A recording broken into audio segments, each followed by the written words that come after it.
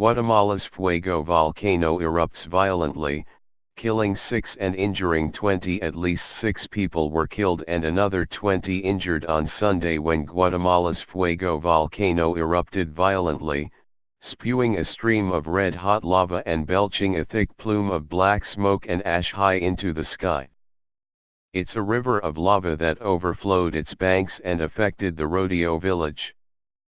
There are injured, burned, and dead people, Sergio Cabanas, the General Secretary of Guatemala's CONRED disaster agency, said on radio. We are evacuating and rescuing people and have reports of 20 wounded, 6 dead and disappeared, said Cabanas.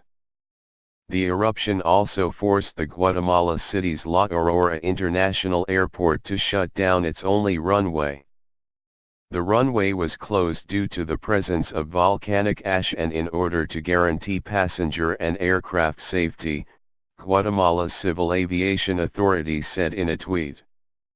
The active volcano is located some 25 miles, 40 kilometers, southwest of the capital Guatemala City and is close to the colonial city of Antigua, popular with tourists and known for its coffee plantations.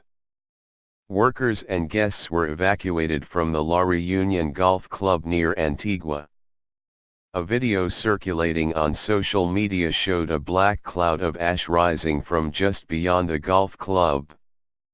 The lava river was running on the other side of the volcano. The huge plumes of smoke that could be seen from various parts of the country and the ash that rained down in 4 of Guatemala's departments caused some alarm among residents. Officials initially asked residents to remain calm. David De Leon, spokesman for the National Disaster Prevention Authority, said a change in wind was to blame for the volcanic ash falling on parts of the city.